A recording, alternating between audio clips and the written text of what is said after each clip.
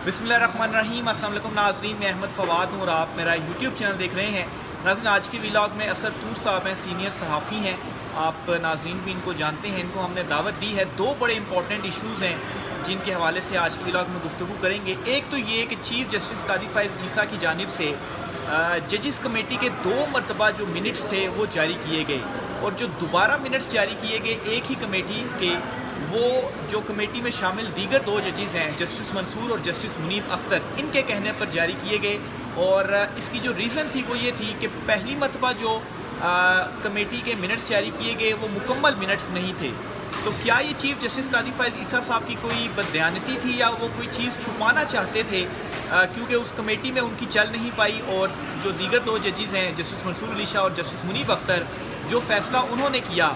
वो ही फ़ैसला जो था वो आखिरी फ़ैसला था। कुछ तफ़सीलात इस हवाले से असद तूर साहब से जानने की कोशिश करेंगे कि अंदरूनी कहानी क्या है, चल क्या रहा है। चीफ़ जस्टिस कादी फ़ाइज़ ईसा जो हैं वो मुसलसल इस किस्म की जो चीज़ें हैं वो क्यों कर रहे हैं। और दूसरे नंबर पर नाज़रीन, आज जजिस कमेटी का इजलास दोबारा होने जा रहा है, जिसमें ये डिसाइड किया जाएगा कि नेक्स्ट वीक में कौन से जो बेंचेज़ हैं वो होंगे और कौन से जो केसेस है वो किन बेंच के सामने लगाए जाएंगे। तो सर तू सबसे पहले तो पहले मामले के ऊपर आते हैं, जजिस कमेटी का जो मामला है। तो ये चीफ़ जस्टिस कादी फ़ाइज़ ईसा साहब कर क्या रहे हैं? पहले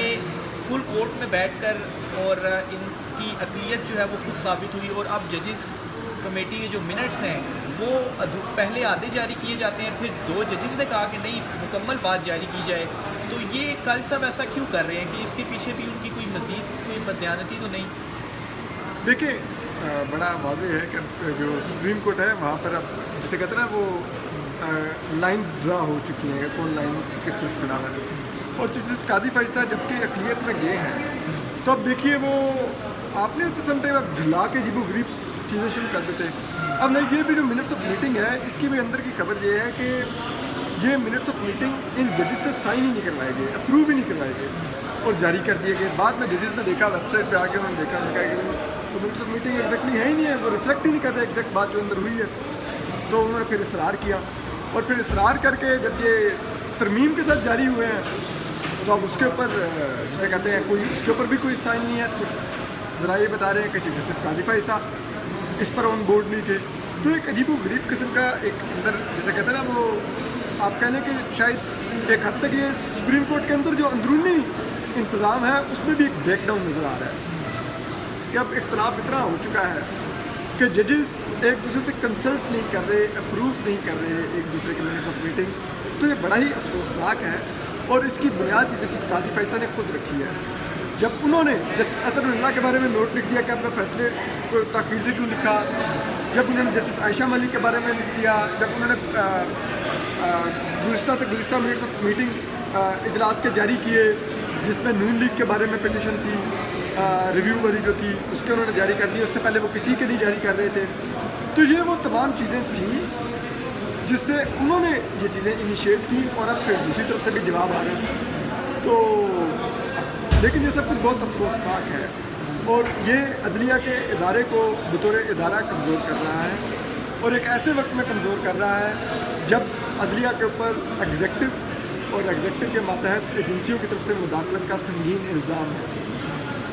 और हालात भी ऐसे नज़र आ रहे हैं। तो ऐसे में अदलिया को एक ताकतवर इदारे के तौर पे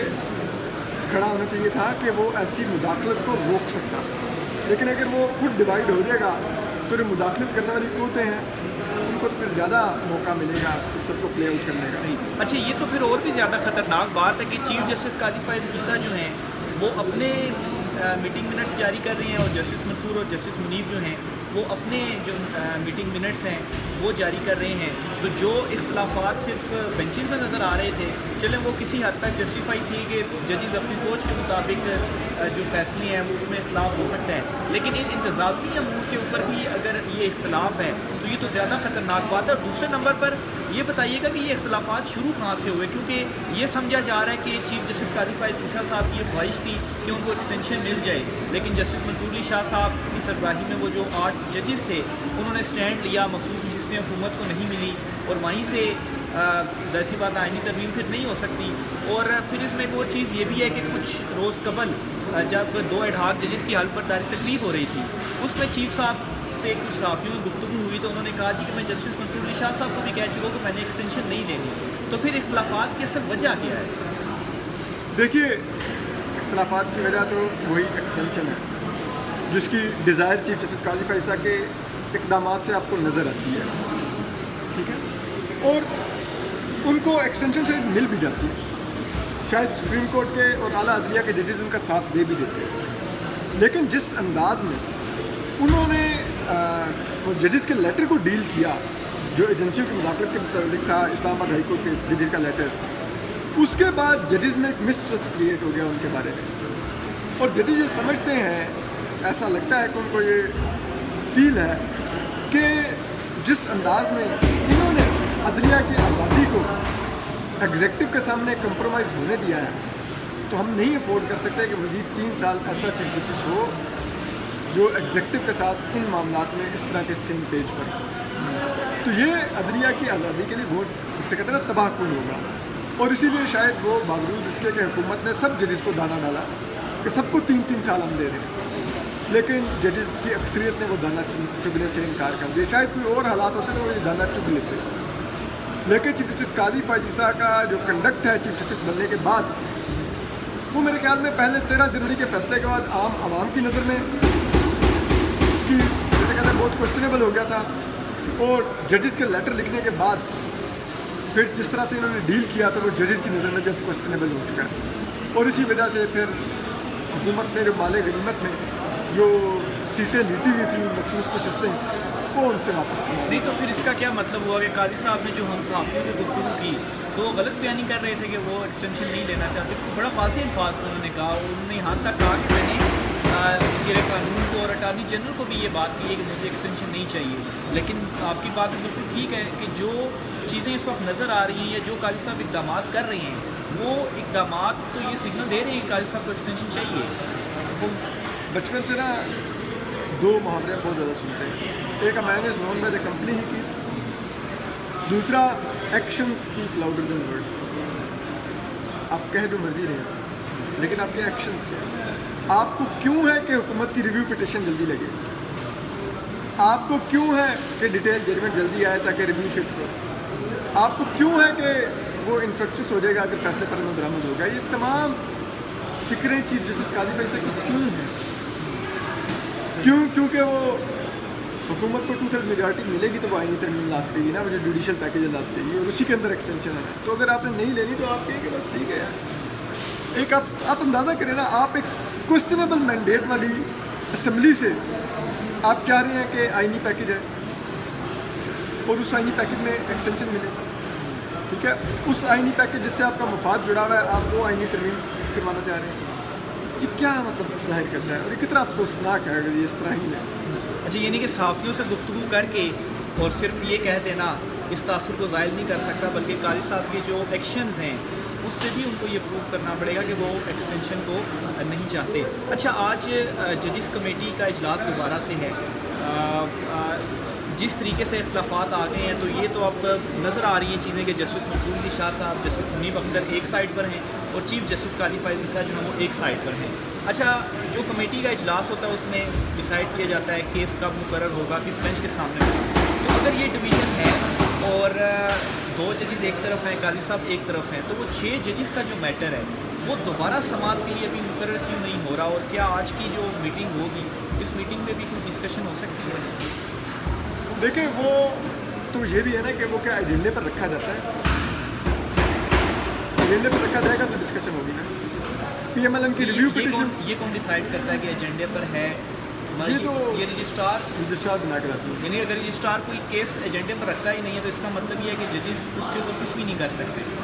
अभी तक तो बज़ाहिर ऐसा ही लग रहा है, मुझे मालूम नहीं, हो सकता है जजेस कह भी सकते हो कि फ़लाँ केस को लेके आए, फ़लाँ को टेकअप करें, कर सकते हैं जजेस, तो सुप्रीम कोर्ट के जजेस हैं, रजिस्ट्रार तो उन पर प्रिवेल नहीं कर सकते,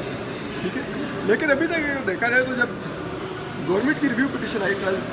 जुलाई के खिलाफ नून लीग की, ठीक है, तो फौरी तौर पर उसका नंबर लगवा के एजेंडा पे आइटम नंबर 1 रखा गया उसको, ठीक है। अब 6 जजेस वाले लेटर का आ ही नहीं रहा, ठीक है। उसमें खैर ये भी है कि जैसे जो मुसरत हिलाली हैं, उस बेंच की रुकन है, वो काफ़ी बीमार हैं, उनकी ओपन हार्ट सर्जरी हुई है, अल्लाह में उनको सेहत दें, तो इस वजह से भी वो केस का कह रहे हैं कि फिक्स नहीं हो रहा, लेकिन आप अगर वो हैं तो वो अपने आप को रिक्यूज़ कर रहे हैं, अगर वो नहीं उनके सेहत के मसाइल हैं तो आप एक नया जज ऐड करके या उनके रिक्यूज़ल के बाद जो रिमेनिंग जजेज हैं उनके साथ कंटिन्यू कर सकते हैं। अच्छा, ये कुछ रोज़ कबल इख्तलाफी नोट भी आया 2 जजेस की जानिब से, तो काजी साहब की तो चले समझ आती है कि उनको एक्सटेंशन चाहिए, इस वजह से वो ये चीज़ें कर रहे हैं। तो जस्टिस अमीनुद्दीन खान का जो इख्तलाफी नोट था, तो वो इस सारे मामले में फिर कहाँ स्टैंड कर रहे हैं, और उनकी जानिब से तो मैं समझता हूँ वो काजी साहब से एक स्टेप आगे जाकर उन्होंने इख्तलाफी नोट दे दिया जिसमें इदारों को तरकीब कर दी कि आप फैसला ना मानें। देखिए वो जस्टिस जो हामिद खान साहब जो सीनियर कानूनदान हैं, उनका ये कहना है कि वो नोट जस्टिस काजी फैसला ने निकला, ठीक है, और उस नोट का भी टारगेट 12 जुलाई का जजमेंट पे अमल दरामद ना हो ये, और क्यों फिर अमल दरामद ना हो तो किसको बेनिफिट करेगा ये? क्या ये अदलिया को बेनिफिट करेगा या ये हुकूमत को बेनिफिट करेगा, एस्टेब्लिशमेंट को बेनिफिट करेगा? आपको समझ लग जाएगी कि वो फैसला, वो नोट जो इख्तलाफी है वो किसके लिए लिखा गया। अच्छा, तो इतना खुलकर अगर अदलिया के अंदर चीज़ें हो रही हैं, काजी साहब कर रहे हैं, दीगर जजेस कर रहे हैं, और एक किस्म का आप ये कह सकते हैं कि इख्तियारात से भी फिर तजावुज़ है, तो क्या इनके अगेंस्ट कोई मिसकंडक्ट की कार्रवाई, या दूसरी तरफ जस्टिस मंसूर अली शाह साहब कुछ इस किस्म का रेफरेंस या सुप्रीम जुडिशल काउंसिल में कोई कार्रवाई नहीं हो सकती है? देखिए कंप्लेंट तो कोई दायर करना चाहिए, कर सकता है, ठीक है, लेकिन मेरा नहीं ख्याल कि एक तो फैसलों के ऊपर तो नहीं होती जिसे कहते हैं मिसकंडक्ट की कार्रवाई, नहीं, ये लेकिन जो ये जो नाम किए गए मीटिंग इंतजामी जो हैं, इंतजामी या अमूर के अरशद ऊपर, शरीफ केस देख लें, जब मंसूर अली शाह साहब के सामने वो केस आया तो उन्होंने कहा कि ये तो डिस्कस ही नहीं हुआ, तो काजी साहब खुद से कैसे वो केस लगा सकते हैं? बिल्कुल वो अगर कोई चाहे तो कर सकता है मिसकंडक्ट का रेफरेंस फाइल, लेकिन मेरा नहीं ख्याल कि उसमें कुछ ज़्यादा हो पाएगा, क्योंकि अल्टीमेटली जैसे काजी फाइल साहब 2 माह में तो चली जाए, तो अब ये उनकी चॉइस है कि वो इसी तरह लड़ते लड़ते, और लेगेसी तो उनकी खैर आ गई, 13 जनवरी को ख़त्म हो गई है, तो वो इस जैसे कहते हैं ना अपने बच्चे खुदे नाम को भी डुबोते हुए जाएंगे, या फिर वो एक ग्रेस दिखाते हुए, जिस तरह मुबारक सानी केस में 2-2 दफ़ा प्रेस रिलीजें देके वो वजाहतें कर रहे हैं, तो यहाँ पर भी प्रेस रिलीज दें और कहें कि मैं 25 अक्टूबर की रात 12 बजे इतना गाउन उतार दूँगा कि मैं हाँ, क्योंकि जितना ये मैटर उठ चुका है, काजी साहब ये कह सकते थे अगर सहाफ़ियों से मुलाकात में वो ये कह रहे हैं तो ओपनली भी कह सकते हैं कि मैं जो एक्सटेंशन है वो नहीं ले सकता, तो यकीनी तौर पर ये चीज़ ये जाहिर करती है कि काजी साहब के जहन में कुछ तो है जो क्लियर भी मामले को नहीं कर रहे, नहीं तो जिस तरह से काजी साहब माजी में भी लेटर लिखते रहे हैं, प्रेस रिलीजें जारी करते रहे, तो अभी भी कर सकते हैं। अच्छा, एक और ख़बर इस वक्त सामने आ रही है कि राना सनाउल्लाह भी गुजारिशें कर रहे हैं इमरान खान साहब से, और नवाज़ शरीफ साहब जो हैं वो भी इस बात के ऊपर एग्री हो चुके हैं, और वो भी इमरान खान साहब से मुज़ाकरात करना चाहते हैं, लेकिन मरीम नवाज़ जो हैं वो उनको रोक रही हैं। तो ये जो पॉलिटिकल सिनेरियो बना हुआ है, इसमें आप क्या कहना चाहते? देखिए, ये जो रूलिंग एलीट है इस वक्त, उनका सर्वाइवल इमरान खान साहब के जेल में रहना है, ठीक है, तो वो क्यों चाहेंगे कि मुज़ाकरात करें, जिन मुज़ाकरात के रास्ते इमरान खान बाहर निकल आएँ और बाहर निकल के वो उनकी गवर्नमेंट को डिस्टेबल कर दें? तो मेरे ख्याल में अगर आप उनकी कैलकुलेशन देखें तो जिस किस्म का उनके पास मैंडेट है, ठीक है, जो फार्म 47 की आपने लास्टिक की शलवारें पहनी हुई हैं, तो फिर आप तो नहीं अफोर्ड आप करते कि आप इमरान खान को बाहर निकलने दें, तो अल्टीमेटली ये मामला यहाँ पर तो डेडलॉक का शिकार रहेगा, और तब तक रहेगा जब तक इस्टेब्लिशमेंट ये फील नहीं करेगी कि जेल में बैठा हुआ इमरान खान बाहर बैठे हुए इमरान खान से ज़्यादा खतरा है। अच्छा, ये सारा जो मामला ये भी कहीं ना कहीं काजी फैज़ ईसा साहब से जाकर मिलता है, क्योंकि फॉर्म 45 जो है इस पर चीफ साहब का जो ऑर्डर था उसके बाद ही वो फॉर्म 45 वाला मामला रुका, तो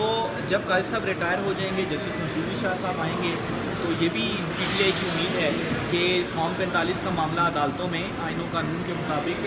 वो चलेगा, उसको देखा जाएगा, तो उसके बाद हुकूमत तो ये फिर वैसे ही गिर जाएगी, और इमरान खान साहब के जो केसेस हैं उनमें उनको रिलीफ मिला भी है, और दीगर में भी जिस तरह से गिरफ्तारियाँ डाली जा रही हैं तो रिलीफ उनको मिल जाएगा, तो इमरान खान साहब ने बाहर तो आना ही आना है, तो अगर इमरान खान साहब ने बाहर आना ही आना है तो इनके लिए बेहतर नहीं होगा कि अभी इमरान खान से कोई डील कर लें और खान साहब किसी जगह पे राज़ी हो जाएंगे? आप कह रहे हैं कि साल बाद गिरना तो भी गिरना, 2 महीने ये इंजॉय करना चाहते हैं। जितना मैक्सिमम खेल सकते हैं खेल सकेंगे। ये जो अब लाइक अभी जो मखसूस नशस्तें हैं, पीटीआई को मेजॉरिटी तो नहीं मिलती इससे, ना पीटीआई नो कॉन्फिडेंस ला सकती है अगर वो 116 नशस्तों की पार्टी बन भी जाए। लेकिन क्यों? क्योंकि ये तमाम जो चीज़ें की जा रही हैं कि डिले किया जाए, पीटीआई का कमबैक जितना डिले किया जा सकता है किया जाए उसको, ताकि अपने इक़्तिदार को उतना अर्सा दबाव मिलता रहे। तो वो जो चीज़ है, इसीलिए गाजी फैसल साहब को भी चाहते हैं कि उनको एक्सटेंशन दी जाए, क्योंकि वो होंगे तो हुकूमत को ये उम्मीद है कि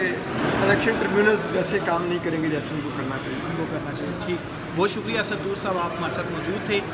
नाज़रीन, राय का इजहार कीजिएगा, तफसीलात आपने सुनी। आज के व्लॉग से इतना ही, इजाज़त दीजिए, अल्लाह हाफ़िज़।